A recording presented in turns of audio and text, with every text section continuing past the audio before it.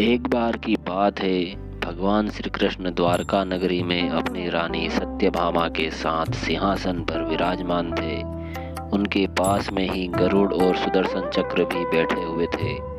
बातों ही बातों में रानी सत्यभामा ने भगवान श्री कृष्ण से पूछा कि हे प्रभु, आपने त्रेता युग में राम के रूप में अवतार लिया था। सीता आपकी पत्नी थी, क्या वे मुझसे भी ज़्यादा सुंदर थी? द्वारकाधीश समझ गए कि सत्यभामा को अपने रूप पर घमंड हो गया है। तभी गरुड़ ने भी भगवान से कहा कि क्या दुनिया में मुझसे भी ज़्यादा कोई तेज गति से उड़ सकता है?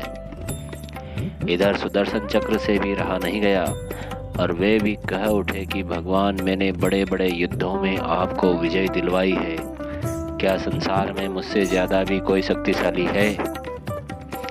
भगवान समझ गए कि इन तीनों को अहंकार हो गया है और इनका अहंकार नष्ट करने का समय आ गया है।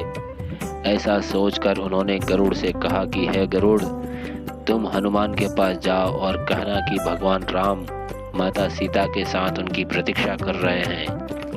भगवान की आज्ञा लेकर गरुड़ हनुमान जी को लाने के लिए चले गए। इधर भगवान श्री कृष्ण ने सत्यभामा से कहा कि देवी, आप सीता के रूप में तैयार हो जाएं, और स्वयं द्वारकाधीश ने राम का रूप धारण कर लिया। मधुसूदन ने सुदर्शन चक्र को आज्ञा देते हुए कहा कि तुम महल के प्रवेश द्वार पर पहरा दो और ध्यान रहे कि मेरी आज्ञा के बिना महल में कोई भी प्रवेश ना करे। भगवान की आज्ञा पाकर तीनों अपने अपने काम में लग गए। गरुड़ ने हनुमान के पास पहुंचकर कहा कि हे वानर श्रेष्ठ, भगवान राम माता सीता के साथ द्वारका में आपसे मिलने के लिए प्रतीक्षा कर रहे हैं। आप मेरे साथ चलिए, मैं आपको अपनी पीठ पर बैठाकर शीघ्र ही वहां ले जाऊंगा और आपकी भेंट श्री राम जी से करवाऊंगा।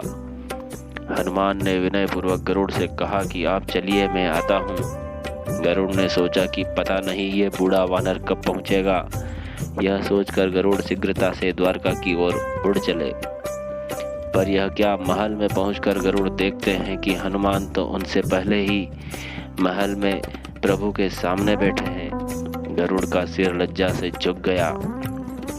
तभी श्री राम ने हनुमान से कहा कि पवन पुत्र, तुम बिना आज्ञा के महल में कैसे प्रवेश कर गए? क्या तुम्हें किसी ने प्रवेश द्वार पर रोका नहीं? हनुमान ने हाथ जोड़ते हुए सिर झुकाकर अपने मुंह से सुदर्शन चक्र को निकालकर प्रभु के सामने रख दिया।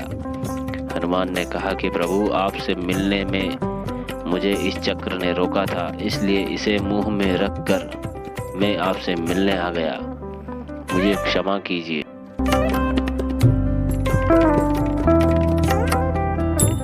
भगवान मन ही मन मुस्कुराने लगे।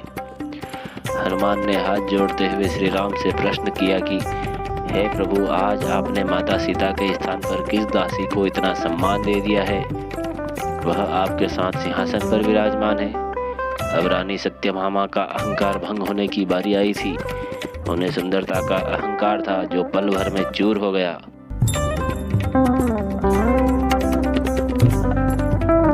रानी सत्यभामा, सुदर्शन चक्र व गरुड़ जी तीनों का गर्व चूर चूर हो गया था।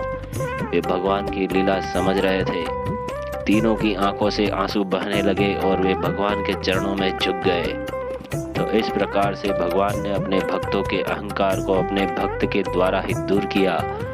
दोस्तों, यह जानकारी अगर आपको अच्छी लगी हो तो वीडियो को लाइक शेयर करें और चैनल को सब्सक्राइब करें। धन्यवाद। जय श्री कृष्ण।